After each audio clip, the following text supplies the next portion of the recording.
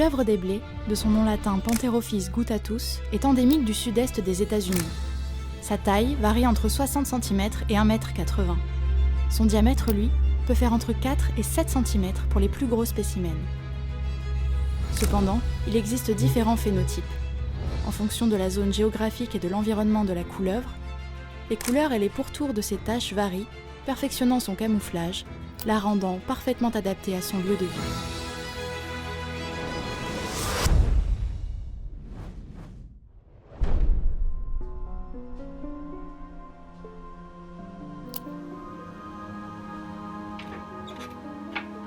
Bonjour, je m'appelle Maë, j'ai 13 ans et je suis membre de SOS Petite Bête. SOS Petite Bête est une junior association basée à Étampes, engagée dans la protection animale et la préservation des environnements. Depuis plusieurs années, ses membres recueillent des animaux abandonnés, reptiles, amphibiens, invertébrés, souvent laissés pour compte. Leur mission, offrir une seconde chance à ces animaux et contrer les a priori qui leur collent aux écailles. Lorsqu'un propriétaire ne peut plus assumer la garde d'un animal, l'association intervient. Elle soigne, réhabilite et prépare chaque individu à une adoption responsable. Elle organise des ateliers de découverte de ces espèces méconnues auprès des jeunes. Un engagement de chaque instant, porté par des bénévoles passionnés, tous âgés entre 11 et 20 ans.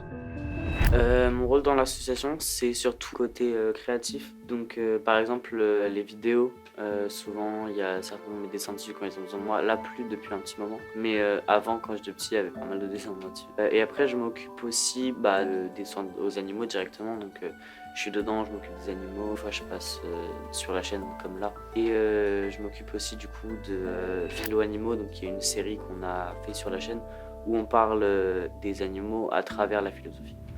Et est-ce que tu peux nous parler de ton serpent qui est dans...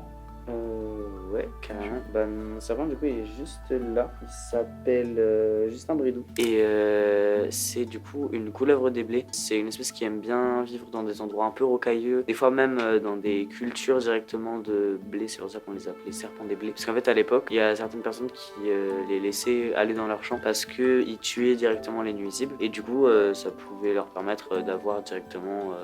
quelque chose pour protéger leur culture et en plus c'est pas venimeux, donc vraiment aucun risque pour les humains. En effet, on la trouve dans des prairies, dans des zones rocailleuses ou encore dans des champs de maïs. Le serpent des blés prospère dans des environnements agricoles, souvent visités par des rongeurs et des oiseaux. Cette faune prolifère autour des granges et dans les champs, dégradant les récoltes et les stocks de graines.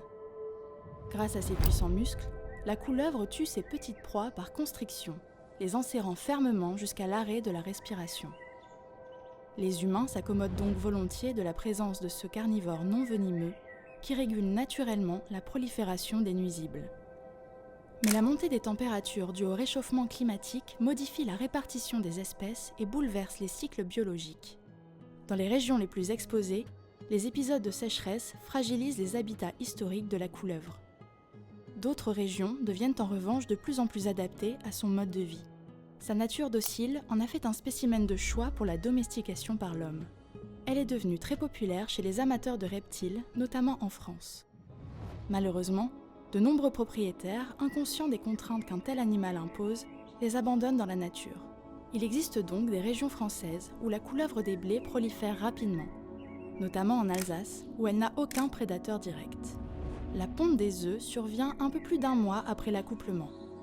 Entre 12 et 24 œufs peuvent être pondus puis abandonnés définitivement par la femelle.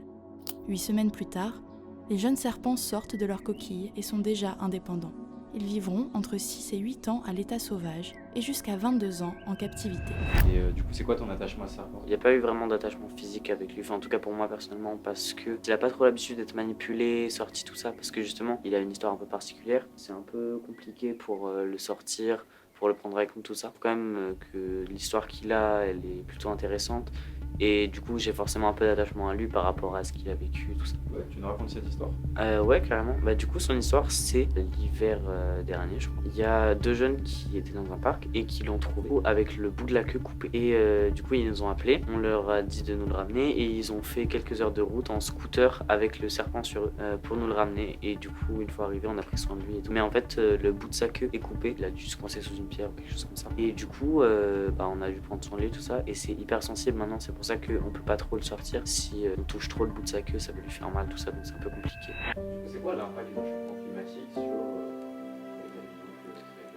L'impact du réchauffement climatique sur eux, ça peut être des fois un truc qui paraît positif mais qui en vrai l'est pas tant. Le fait qu'ils survivent dans la nature individuellement, c'est super parce que ça veut dire qu'on a le temps de les prendre en charge, de les recueillir, etc. Mais en vrai, s'il y en a beaucoup, il y a un gros problème parce qu'ils peuvent perturber tout l'écosystème français. Donc vu que de base, ceux-là en tout cas, ils vivent en Amérique. S'ils se retrouvent en France, ça crée un gros bordel parce que du coup ils peuvent manger des espèces de serpents qui se trouvent en France. Et en fait ça va juste tout perturber et c'est pour ça que les gens doivent pas les abandonner dans la nature. Mais il y a des gens qui sont assez bêtes pour le faire et du coup ça fait qu'il y en a de plus en plus. Et que si on n'arrête pas soit les gens qui abandonnent, soit le réchauffement climatique, il y aura beaucoup trop de problèmes.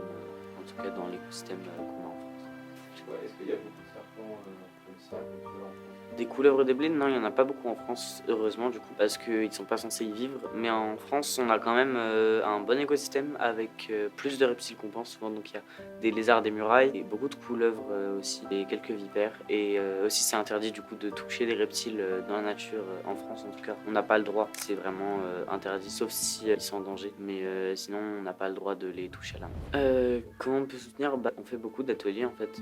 Même des fois, on tient des stands, tout ça. Quand on est dans des stands, il y a des gens qui viennent, qui font des dons en personne, tout ça. Après, on a aussi, je crois, un truc en ligne où on peut faire des dons, mais je suis pas sûr. Si vous voulez faire des choses gratuitement, vous pouvez juste vous abonner à la chaîne, liker les vidéos. Donc, on a une chaîne YouTube, Instagram, Facebook et un site internet. Et du coup, juste s'abonner, liker, commenter, tout ça. Ça aide beaucoup. Si demain je veux adopter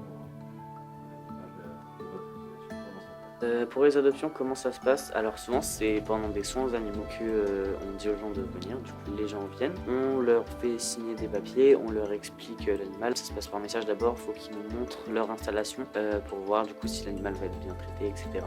Une fois qu'on a fait toutes les vérifications, on passe en personne. Du coup les gens viennent directement chez nous. On fait signer des documents pour que l'animal leur appartienne. Ils nous payent les frais de puçage, donc c'est 50 €. Et c'est vraiment que pour le puçage, il n'y a pas de choses derrière, c'est que du bénévolat, donc l'animal est adopté, pas acheté. Après, du coup, la personne repart avec l'animal et nous donne souvent des nouvelles à la fin pour qu'on voit si l'animal se porte bien.